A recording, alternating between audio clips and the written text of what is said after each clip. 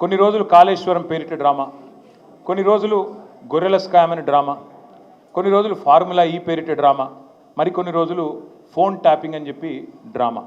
ఇవాళ ఒక బాధ ఎక్కడ అనిపిస్తుంది అంటే, చదువు, సంస్కారము, మర్యాద, హుందాతనం ఉన్న ఒక పార్టీ నాయకుడిగా నేను చేసే విజ్ఞప్తి, నేను చేసే ప్రార్థన ఏంటంటే, ఈ పుట్టిన మట్టి సాక్షిగా, అంతరాత్మ సాక్షిగా అక్రమ అనైతిక పనులు నేను ఎన్నడూ కూడా చేయలేదు అనే మాట స్పష్టంగా చెప్తాను.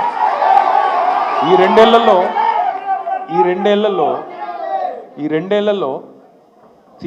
తీవ్రంగా, ఈ రెండేళ్లే కాదు, దాదాపు గత 7-8 ఏళ్ళుగా తీవ్రమైన క్యారెక్టర్ అసాసినేషన్ ఎఫర్ట్ నా మీద, వ్యక్తిత్వ హననం. అంటే ఒక కుక్కను చంపే ముందు పిచ్చి కుక్కను ముద్రేయాలని ప్రయత్నం చేస్తారు కదా, నేనేదో డ్రగ్స్ తీసుకుంటానని, నాకేదో హీరోయిన్లతో సంబంధాలు ఉన్నాయని, లేని దిక్కుమాలిన వార్తలు రాసి నన్ను క్షోభకు గురి చేయడమే కాకుండా నా కుటుంబ సభ్యుల్ని, నా పిల్లల్ని, నా వాళ్ళు అనుకునే వాళ్ళందరినీ విపరీతమైన క్షోభకు గురి చేశారు. అయినా కూడా ఎన్నడూ బాధపడలేదు, బయటకు వచ్చి వేరే వాళ్ళలాగా దొంగ ఏడుపులు ఏడవలేదు. నేను నిబద్ధతతో పనిచేసిన నాయకుని కాబట్టి ఎవరికి భయపడకుండా 2 ఏళ్ళుగా తలవంచకుండా పోరాటం చేస్తూ ఉన్నాను.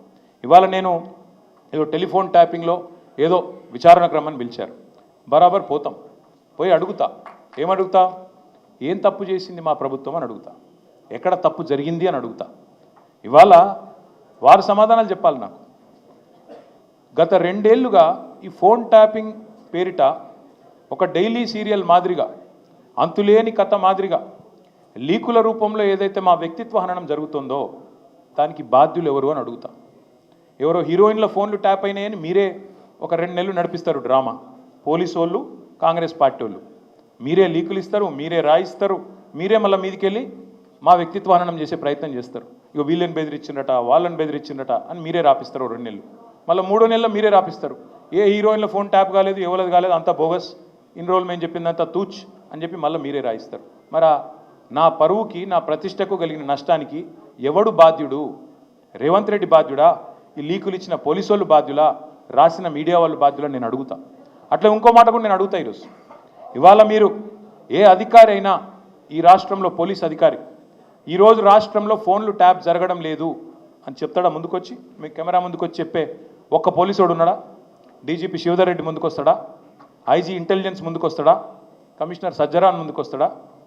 వాళ్ళకి తెలుసు, పోలీసు వాళ్ళకు, భారతదేశంలో స్వాతంత్రం వచ్చిన తర్వాత ఆనాటి నుంచి ఈనాటి వరకు, నెహ్రూ గారి టైం నుంచి ఈరోజు మోడీ గారి టైం దాకా గూఢాచారి వ్యవస్థలు ఎప్పటికప్పుడు పనిచేస్తూనే ఉంటాయి. గూఢాచారి వ్యవస్థ ఎందుకు పనిచేస్తుంది? పోలీస్ నిఘా వ్యవస్థ ఎందుకు పనిచేస్తుంది?